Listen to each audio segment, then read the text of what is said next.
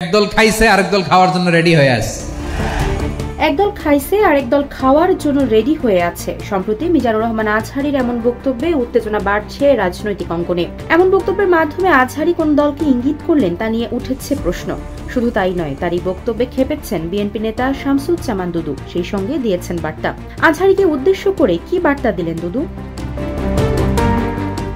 গত ৩ জানুয়ারি যশোরের একটি মাহফিলে যোগ দিয়ে দেশের জনপ্রিয় ইসলামী বক্তা মিজানুর রহমান আজহারী বলেছিলেন, স্বাধীনতার পর থেকে শুধু শাসকের হাত বদল হয়েছে, দেশের জনগণ কিছু পায়নি। একদল খেয়েছে আর একদল খাওয়ার জন্য রেডি হয়ে আছে। তারা এরকম চান না, তারা চান স্বাধীন সার্বভৌম বাংলাদেশ, তারা চান দুর্নীতিমুক্ত বাংলাদেশ।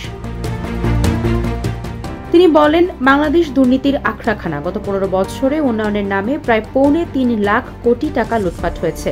লুটপাট করতে করতে এদেশের মানুষকে ফুটপাতে বসিয়ে দেওয়া হয়েছে। এদিকে মিজানুর রহমান আজহারীর এই বক্তব্য ঘিরে টালমাটাল অবস্থা রাজনৈতিক অঙ্গনে।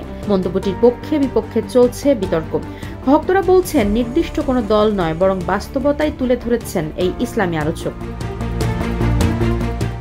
অন্যদিকে রাজনীতিতে সক্রিয় হতে চাইলে মিজানুর রহমান আজহারীকে জামায়াতে যোগ দেওয়ার পরামর্শ দিয়েছেন বিএনপির জ্যেষ্ঠ নেতা শামসুজ্জামান দুদু। তিনি বলেছেন, যদি রাজনীতি করতে চান স্বনামে করেন, প্রয়োজনে জামায়াতে যোগ দেন, এতে তাদের কোনো আপত্তি নেই, কিন্তু অন্যের বিরুদ্ধে ভিত্তিহীন অভিযোগ তুলে রাজনীতি চালিয়ে যাওয়া উচিত নয়। এ প্রসঙ্গে বিএনপি নেতা শামসুজ্জামান দুদু বলেন, বিএনপি বারবার ক্ষমতা এসেছে জনগণের সমর্থনে, কারো ঘাড়ে পা দিয়ে নয়। তাদের শাসনামল তখন থেকেই শুরু, যখন অনেকের জন্ম হয়নি। যারা বিএনপির বিরুদ্ধে ভিত্তিহীন অভিযোগ করছেন, তারা কি কখনো দেশের মানুষের পেট ভরাতে পেরেছেন?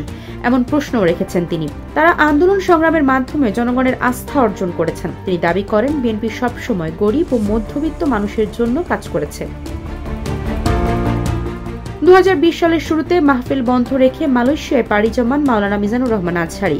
দেশত্যাগ প্রসঙ্গে ২০২০ সালের ২৯ জানুয়ারি নিজের ফেসবুক আইডিতে লিখেছিলেন, পারিপার্শ্বিক কারণে এবং গবেষণার জন্য তিনি আগামী মার্চ পর্যন্ত সব ওয়াজ মাহফিল বন্ধ রেখে মালয়েশিয়া যাচ্ছেন।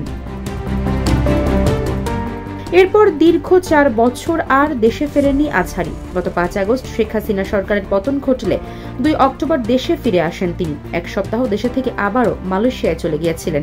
এবার ২৬ ডিসেম্বর দেশে ফিরে মাহফিলে অংশ নেওয়ার ঘোষণা দেন আজহারী। দেশের প্রত্যেকটি বিভাগে মাহফিলে অংশ নেওয়ার কথাও জানিয়েছেন তিনি।